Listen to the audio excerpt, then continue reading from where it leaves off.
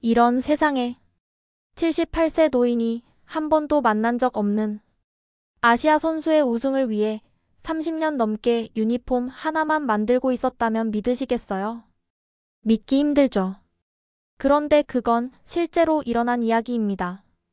그리고 더 놀라운 건 그 마지막 유니폼이 정말 그 선수에게 도착했다는 사실입니다. 당신도 누군가를 위해 그렇게 오래 기다려본 적 있으신가요? 말 한마디, 눈빛 한 번 건네지 못했지만 묵묵히 바라보고 응원했던 시간들. 오늘 우리가 소개할 이야기는 바로 그런 진짜 응원에 관한 이야기입니다.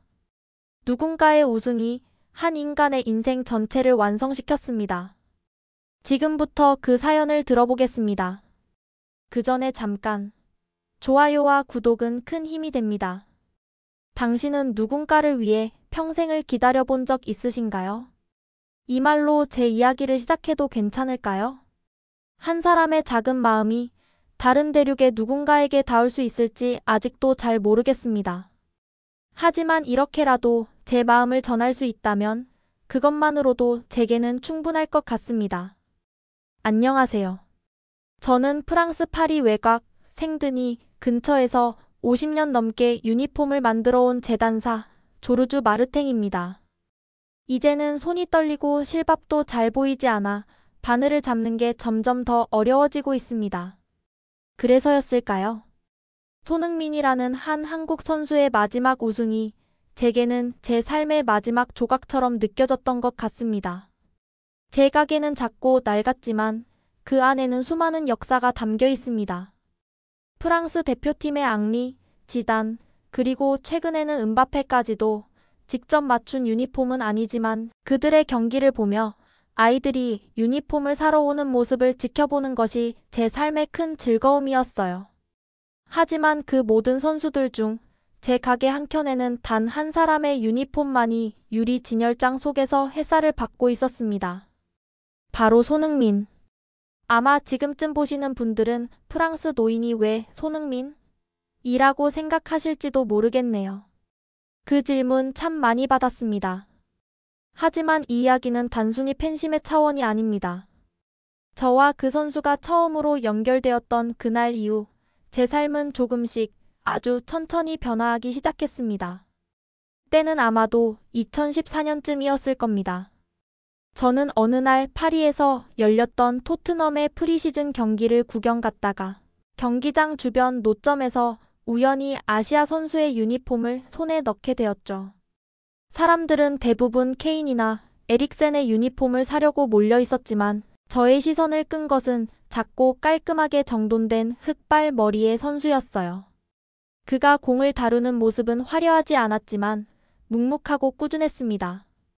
이상하게도 그 모습이 어린 시절의 제 자신을 떠오르게 했습니다. 며칠 뒤 저는 조용히 그 유니폼을 분해하고 새롭게 제작하기 시작했습니다. 그 유니폼의 왼쪽 가슴팍엔 제가 처음으로 자수로 태극기를 새겼습니다. 그건 마치 제 손으로 처음 만든 어떤 기념비 같았어요. 왜 그랬는지 지금도 설명은 어렵습니다. 그저 마음이 이끄는 대로 그 선수에게 무엇인가를 주고 싶었던 것 같습니다. 그리고 그때부터였습니다. 저는 손흥민이라는 이름이 들릴 때마다 귀를 기울이기 시작했고 그의 경기를 챙겨보는 것이 제 일상이 되었죠.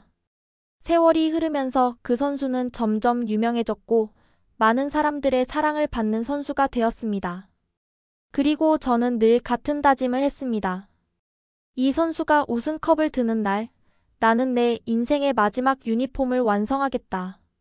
그 다짐은 제게 하나의 목표이자 살아가는 이유가 되었고 어느새 제 삶의 전부가 되어버렸습니다.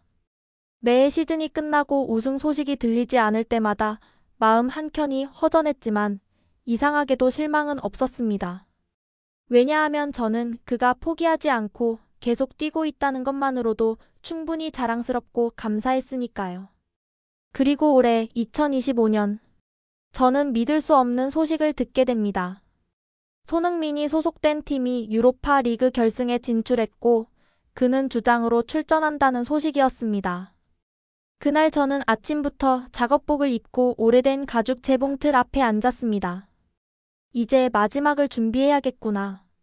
손흥민이라는 이름을 처음 들었을 때 저는 그저 한국에서 온 젊은 선수라고만 생각했습니다. 제가 사는 동네는 파리에서도 조금 외진 곳이라 아시아 선수들에 대한 정보가 많지 않았습니다. 그런데 이상하게도 손흥민의 플레이를 처음 본 그날 이후 제 마음속에는 설명할 수 없는 묘한 울림이 생겼습니다. 그가 뛰는 모습은 매우 진지했고 그 안에는 말로 설명하기 힘든 성실함이 배어 있었습니다. 팀의 스타가 아님에도 끝까지 뛰고 패배 후에도 묵묵히 고개를 숙이고 이기더라도 오만하지 않은 모습이 인상 깊었죠. 프랑스의 선수들은 종종 거만하거나 개인주의적인 모습이 강한데 손흥민은 정반대였습니다. 그 차이가 제게는 너무도 인상 깊었고 어느 순간부터 저는 그의 팬이 되어 있었습니다. 사람들은 그에게 열광하지 않았고 언론도 큰 관심을 두지 않았습니다. 하지만 저는 늘 조용히 혼자서 그의 유니폼을 수선하고 보관하며 응원해왔습니다. 때때로 작은 프레임 속에 넣어 가게 한켠에 걸어두기도 했고 어린 손님들이 이게 누구 선수 유니폼이에요? 라고 물을 때마다 아직은 잘 모르겠지만 언젠가는 모두가 알게 될 이름이란다. 라고 말해주곤 했습니다. 그렇게 수년이 흘렀습니다. 손흥민은 점점 성장했고 토트넘이라는 팀의 핵심 선수가 되었습니다. 하지만 어찌된 일인지 그가 활약한 해마다 팀은 번번이 결승에서 아쉽게 패했고 그는 늘 준우승의 아픔을 안고 경기장을 떠났습니다. 챔피언스 리그 결승에서의 눈물, 무릎 꿇고 고개를 떨구던 모습. 저는 그때마다 TV 앞에서 저도 모르게 눈시울이 붉어졌습니다. 그는 왜 이렇게 항상 마지막 문턱에서 좌절되는 걸까? 그만큼 열심히 한 사람이 왜 보상을 받지 못하는 걸까? 이 질문은 곧 제 인생에 대한 반추이기도 했습니다. 저는 젊은 시절부터 유니폼을 만들며 살았습니다. 누구나 아는 유명 브랜드가 아닌 한 땀 한 땀 손으로 재단하고 바느질한 유니폼이었죠. 빠르고 화려한 시대 속에서 점점 뒤처지는 느낌을 받으면서도 제가 만들던 유니폼 하나하나에 선수들의 땀과 시간을 담는다는 자부심으로 버텼습니다. 그렇게 한 세기를 건너오면서 손흥민은 어느새 저의 삶을 반영하는 거울처럼 느껴졌습니다. 저는 매 시즌 그의 새로운 유니폼을 다시 만들어보고 새로운 패치나 로고가 붙으면 꼼꼼히 그걸 따라 만들었습니다. 누가 시킨 것도 아니었고 팔 것도 아니었지만 말입니다. 그 모든 유니폼은 가게의 뒤편, 손님들에게는 보이지 않는 작은 공간에 보관해 두었습니다. 그 공간은 제게 작은 박물관이자 미완의 전시회였습니다. 오직 단 한 명을 위한 전시회. 그러던 중 작년 겨울 무렵 저는 병원에서 고혈압과 손 떨림이 심해졌다는 진단을 받았습니다. 의사는 이제 바느질은 삼가는 게 좋다고 말했죠. 그날 밤 저는 오래된 재봉틀 앞에 앉아 고민했습니다. 지금이라도 유니폼 제작을 멈춰야 하나. 하지만 바로 다음 날 손흥민이 팀의 주장으로 임명되었다는 뉴스를 보았습니다. 그리고 그는 결승 진출을 향한 마지막 질주를 시작했습니다. 그 순간 저는 결심했습니다. 아니요. 아직은 멈출 수 없습니다. 이 유니폼 하나만은 완성해야 합니다. 그렇게 저는 떨리는 손으로 바늘을 들었습니다. 매일 2~3시간씩 오직 그 유니폼을 위해 시간을 썼습니다. 그리고 드디어 유로파 리그 결승전. 손흥민은 주장 완장을 차고 팀의 선봉에 섰습니다. 2025년 5월 유로파 리그 결승전이 열리는 밤이 찾아왔습니다. 그날은 이상하게도 파리 하늘이 유난히 맑고 조용했습니다. 거리의 소음도 평소보다 덜했고 제 마음은 태어나 처음 느껴보는 긴장으로 가득했습니다. 재단사로 평생을 살아오며 저는 수없이 많은 스포츠 중계를 봐왔지만 그날처럼 숨조차 제대로 쉬지 못한 적은 없었습니다. TV 화면에는 손흥민이 등장했습니다. 주장 완장을 찬 그는 입장하는 순간부터 단호한 눈빛을 하고 있었습니다. 그 모습은 마치 이제는 정말 끝을 보겠다는 다짐처럼 보였습니다. 경기는 시작부터 치열했습니다.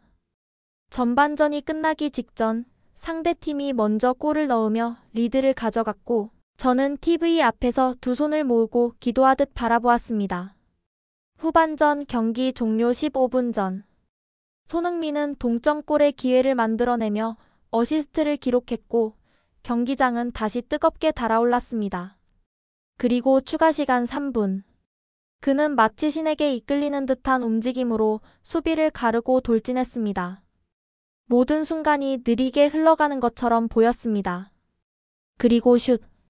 골망이 흔들리고 저는 그 순간 마치 시간이 멈춘 것 같았습니다. 해냈습니다. 드디어 손흥민이 결승에서 결승골을 넣은 것입니다. 그 순간 제 눈에서는 말도 안 되는 양의 눈물이 흘러나왔습니다. 너무 갑작스럽고 벅차올라서 감정을 주체할 수 없었습니다. 팔을 부들부들 떨며 무릎을 꿇고 TV 화면 앞에서 울고 있는 78세의 노인, 그것이 바로 저였습니다. 해냈구나, 드디어 해냈구나. 하지만 그 감격 속에서 저는 곧 작은 혼란에 휩싸였습니다. 그 이유는 간단했습니다. 저는 마지막 유니폼의 가슴팍 중앙에 챔피언 2025라는 자수를 넣기로 했었는데 결승골이 들어가기 전까지는 그것을 완성하지 못했기 때문입니다. 정말 우승할 수 있을까? 라는 의심이 저의 손을 머뭇거리게 했던 것이죠. 그리고 지금 저의 떨리는 손에는 실과 바늘이, 책상 위에는 아직 완성되지 않은 마지막 유니폼이 놓여 있었습니다. 결승은 끝났고 손흥민은 트로피를 들어 올렸습니다. 전광판에는 그의 이름과 함께 플레이어 오브 더 매치라는 문구가 떴고 전 세계의 언론이 그 순간을 집중 조명하고 있었습니다. 저는 떨리는 손으로 바늘을 다시 들었습니다. 평소 같았으면 단 10분이면 끝낼 작업이었지만 그날은 1시간이 넘게 걸렸습니다. 실이 몇 번이나 끊어지고 손등에는 작은 핏자국까지 생겼습니다. 그러나 저는 중간에 포기하지 않았습니다. 이 유니폼 하나가, 이 작은 바느질 하나가 제게는 단순한 작업이 아니라 인생의 결말과도 같은 의미였기 때문입니다. 챔피언 2025. 그 자수가 끝나는 순간 저는 조용히 바늘을 내려놓았습니다. 그리고 처음으로 완성된 유니폼을 제 무릎 위에 올려두고 두 손으로 그것을 쓰다듬었습니다. 이 유니폼은 어떤 선수에게 전달될지 알 수 없습니다. 손흥민 본인이 받을 수 있을지도 모릅니다. 하지만 그보다 더 중요한 것은 그가 해냈다는 사실이고 저도 해냈다는 것입니다. 이 유니폼은 당신의 것이지만 동시에 제 인생의 마지막 조각입니다. 그 문장을 마음속으로 조용히 되뇌며 저는 눈을 감았습니다. 손끝으로 느껴지는 천의 감촉은 마치 살아있는 생명처럼 따스했습니다. 평생 수없이 많은 유니폼을 만들어 왔지만 이렇게 오랜 시간 한 사람만을 위해 준비해 온 적은 단 한 번도 없었습니다. 저는 그 유니폼을 제 무릎 위에 조용히 올려놓고 마치 손자에게 주는 유산처럼 양손으로 살포시 감쌌습니다.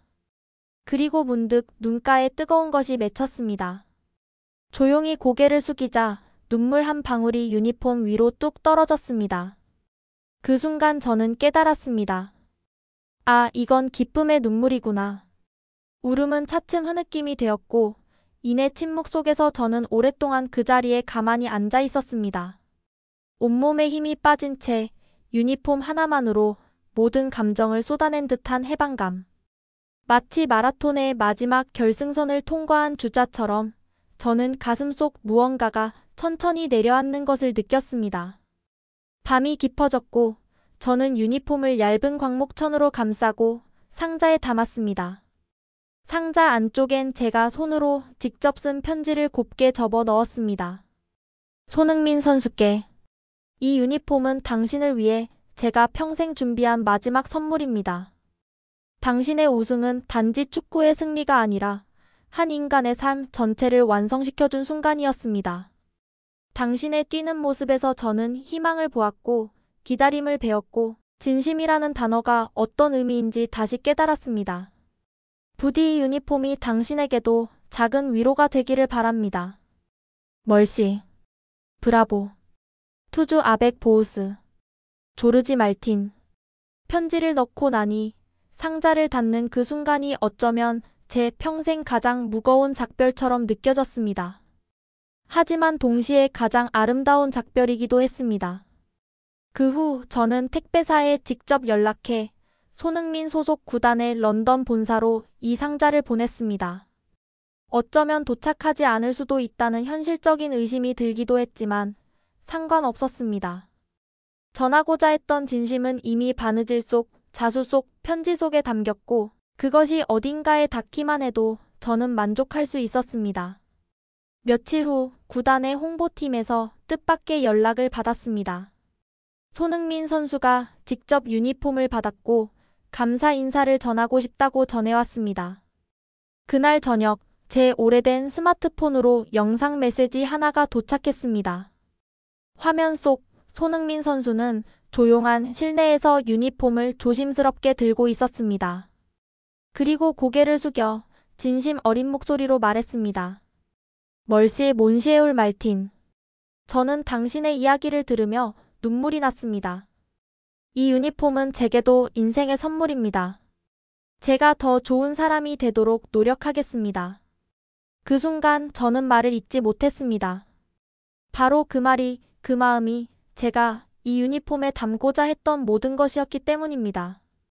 손흥민 선수의 영상 메시지를 수십 번은 돌려봤던 것 같습니다. 짧은 영상이었지만 그 안에는 수십 년간의 기다림과 응원이 고스란히 응답받은 느낌이 담겨 있었습니다. 저는 그날 아무도 없는 가게 한복판에 홀로 앉아 조용히 웃고 있었습니다. 눈물도 없고 더는 울 일도 없을 만큼 평온했습니다. 그날 이후 저는 더 이상 유니폼을 만들지 않았습니다. 벽 한켠에 조용히 걸려있던 손흥민의 유니폼들도 이제 하나하나 박스에 정리해 두었습니다. 이제는 과거를 떠나보내야 할 시간이었고 저 또한 제 생을 정리할 준비가 되어 있었습니다. 매일 아침 커피를 내리며 저는 그 유니폼 상자 하나를 바라봅니다. 그리고 마음속으로 조용히 인사를 건넵니다. 오늘도 잘 뛰시길 바랍니다. 캡틴 손. 제가 만든 마지막 유니폼은 이제 세상 어딘가에서 조용히 보관되고 있겠지요. 그것이 박물관에 전시되지 않아도 뉴스에 나오지 않아도 괜찮습니다. 그것은 단 한 사람만을 위한 것이었고 그 사람에게 닿았다는 것만으로도 충분했으니까요. 이제 저의 가게는 문을 닫을 예정입니다. 하지만 이상하게도 이별이라는 느낌보다는 마치 한 권의 책을 덮는 느낌에 더 가까웠습니다. 페이지를 다 넘긴 책처럼 제 인생도 그 마지막 장에 손흥민이라는 한 문장을 남기고 조용히 마무리되어 가고 있습니다. 혹시 이 사연을 보고 계신 분들 중 누군가가 언젠가 파리 북부 생드니 쪽을 지나시다가 말틴 테일로어 듀피 1970이라는 낡은 간판을 보시게 된다면 그 아래에 잠시 멈춰 서주세요. 그곳엔 한 명의 노장이 남몰래 응원해온 아시아의 축구 선수를 위해 50년 넘게 유니폼을 만들었던 이야기가 숨쉬고 있었습니다. 마지막으로 이 사연을 들어주신 여러분께 감사의 인사를 드립니다. 손흥민 선수가 제게 삶의 마지막 의미를 주었듯 누군가에게 여러분도 그런 존재가 되어주시길 바랍니다. 그리고 혹시 지금 이 방송을 보고 계신다면 손흥민 선수, 당신의 우승은 단지 트로피가 아니라 한 사람의 삶 전체를 완성시킨 순간이었습니다. 감사합니다. 이 사연이 마음을 움직였다면 좋아요와 구독, 그리고 여러분만의 한국에 대한 감동 이야기를 댓글로 공유해주세요. 다음 이야기에서 또 만나요.